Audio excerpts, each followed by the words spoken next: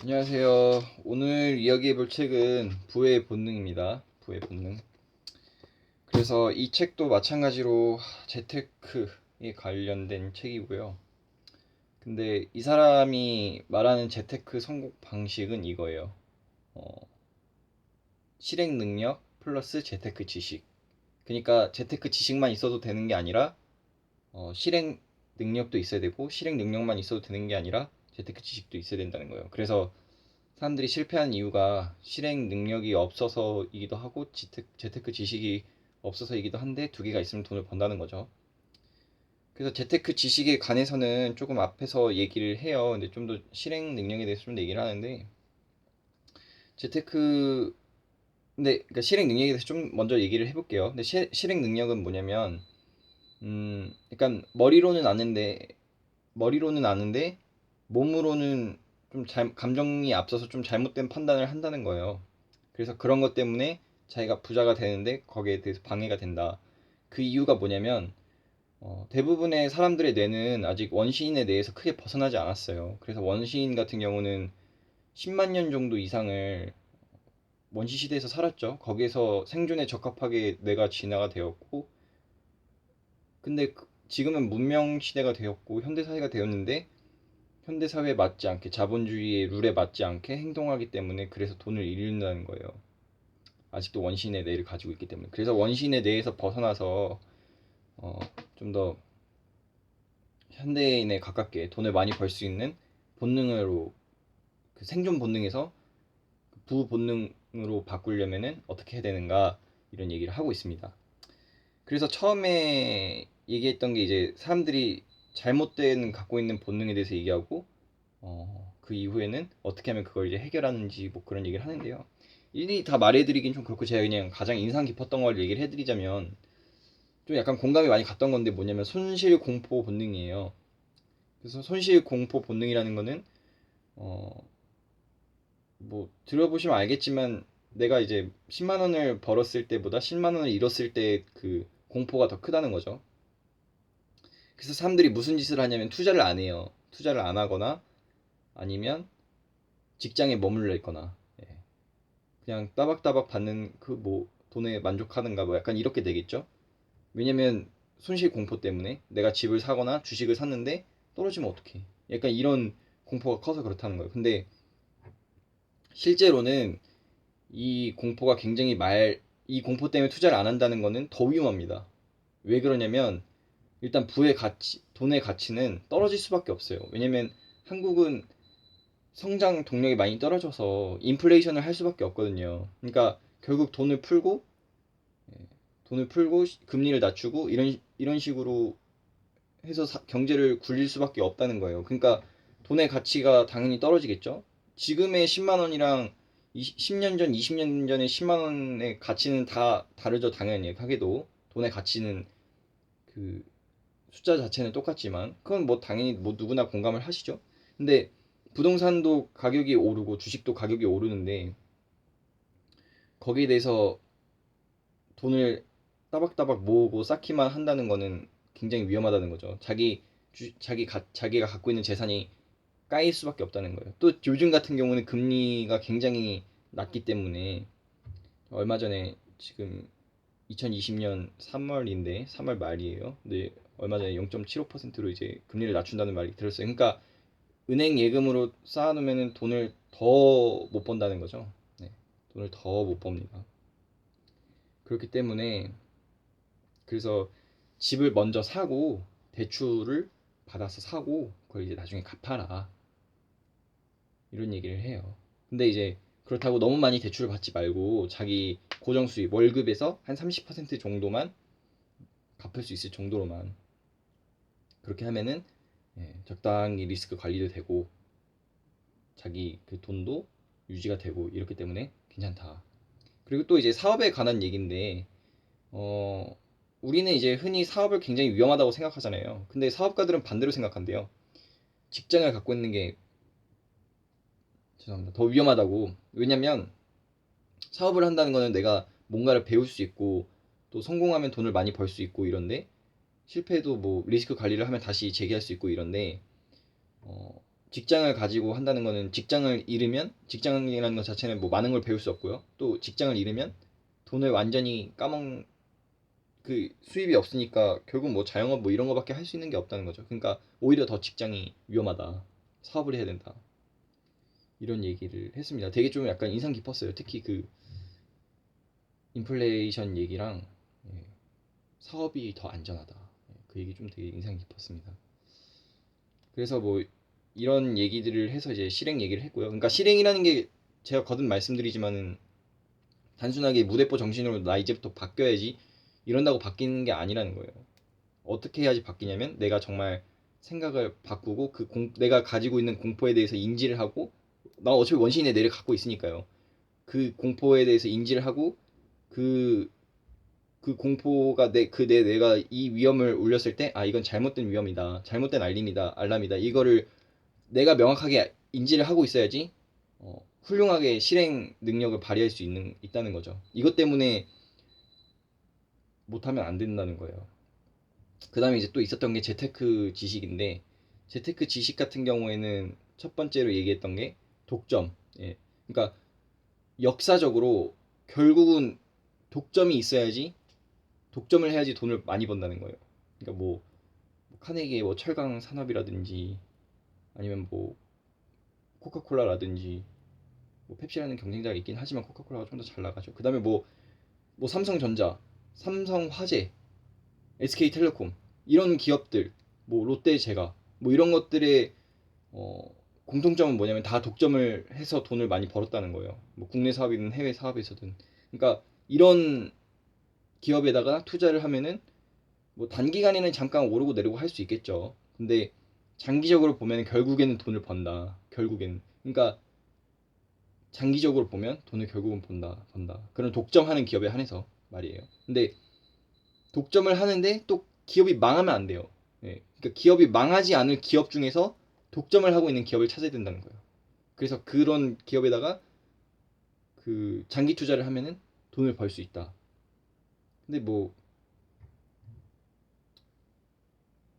단기 투자를 해서도 뭐 벌 수는 있겠지만 그렇게 버는 돈을 많이 벌 수 없다는 거예요. 오히려 돈을 잃게 된다는 거예요, 결국.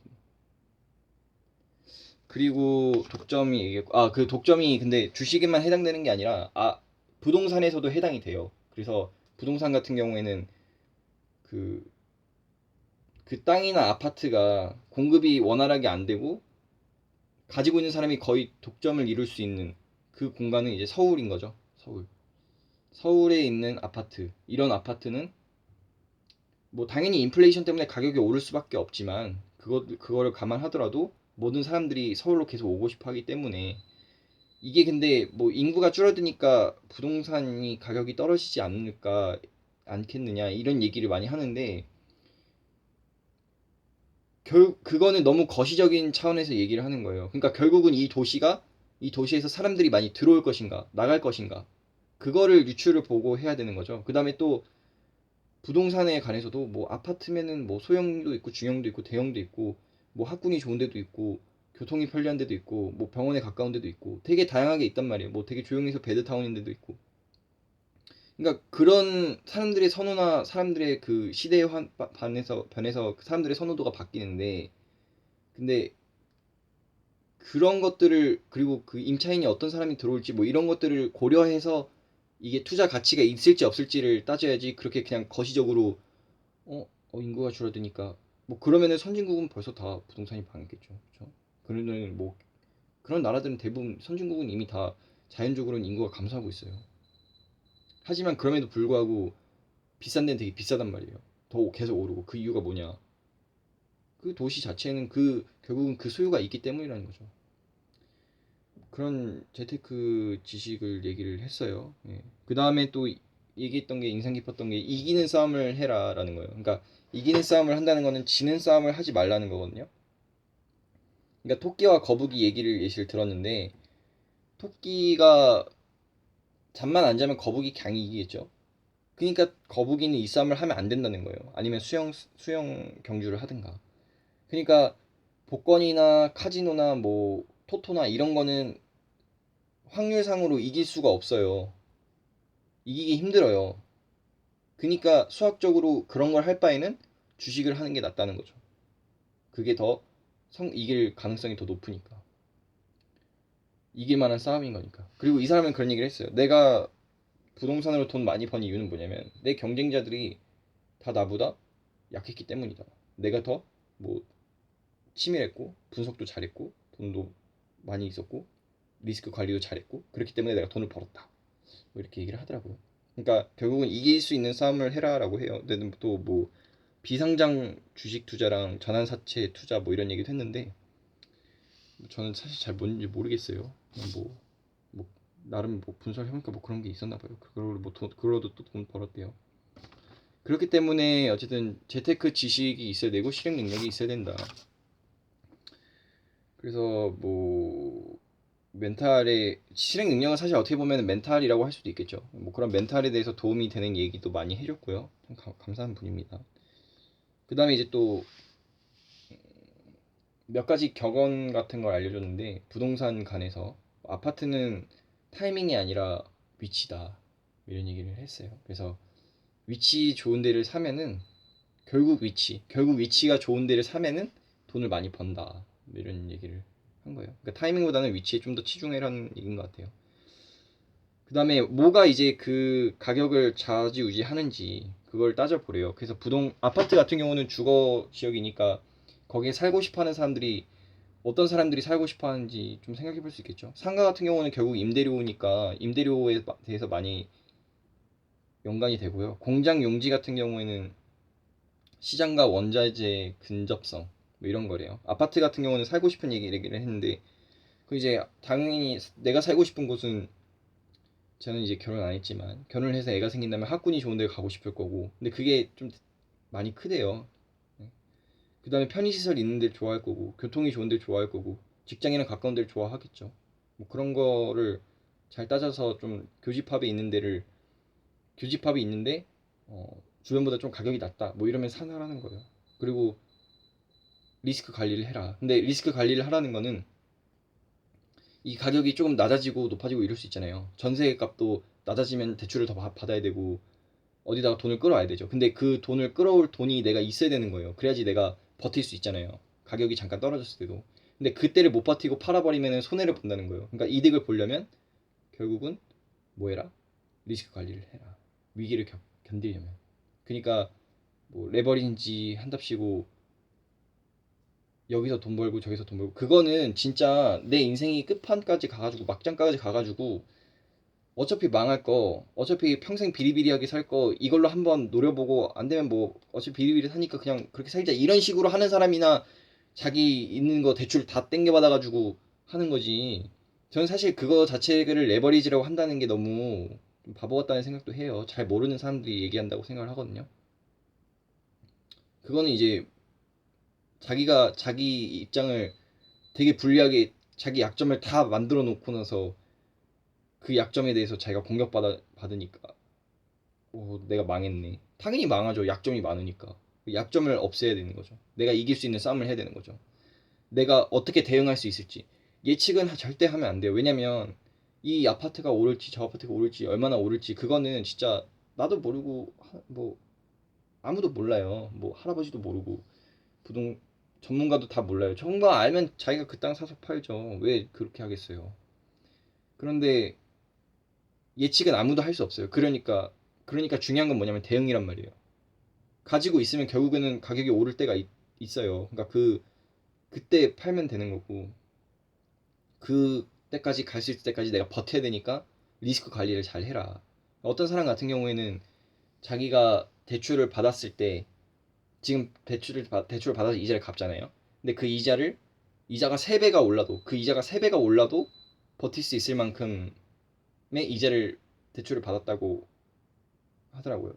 근데 저는 공학도거든요. 근데 공학도에서도 그 안전계수라고 있어요. 세이프티 팩터라고 해가지고 안전계수라는 게 있어요. 그게 뭐냐면 뭐 어떤 막대기가 있잖아요. 그럼 막대기를 얘를 누르면은 얘가 얼만큼 버틸까 봐 이런 걸 계산하잖아요. 근데 예를 들어서 뭐 10만큼의 힘을 버텨요. 그러면은 이 막대기한테 실제로 10만큼의 힘을 주는 게 아니라 보통 3분의 1 정도 하거든요. 3.3 정도의 힘만 주게끔 설계를 하는 거예요. 그만큼 공학에서도 당연하게도 모든 그건 사실 이건 상식적으로 모든 분야에서는 다 리스크 관리를 하는 건데 예. 그래서 여러분 꼭 여러분들도 꼭 리스크 관리를 하셔서 큰 손해 보지 않으시길 바랍니다. 이 뭐 리스크 관리를 얘기를 하다가 좀 흥분해가지고 혼자 좀 주절주절 얘기가 많았네요. 어쨌든 여러분 이 책에 관해서 리뷰를 다시 좀 약간 짧게 얘기를 하자면 실행 능력과 재테크 지식이 있어야 된다. 재테크 지식 같은 경우에는 독점 대상에다 투자를 하는 거고 그다음에 이길 수 있는 싸움에다 하는 거고 리스크 관리를 해야 되는 거고 그다음에 실행 같은 경우는 멘탈을 고쳐야 되는데 뭐 자본주의 룰 우리나라 상황에 대해서 생각을 해가지고 어차피 인플레 때문에 돈의 가치는 떨어지니까 그걸 이제 투자를 해서 돈을 벌 생각을 해야 된다. 그 외에도 어쩌고저쩌고 있다. 인간의 잘못된 원시인이 갖고 있는 잘못된 오류가 9가지 있고 그걸 해결하는 방법도 있다. 네, 여기서 부의 본능 리뷰를 마치도록 하겠습니다.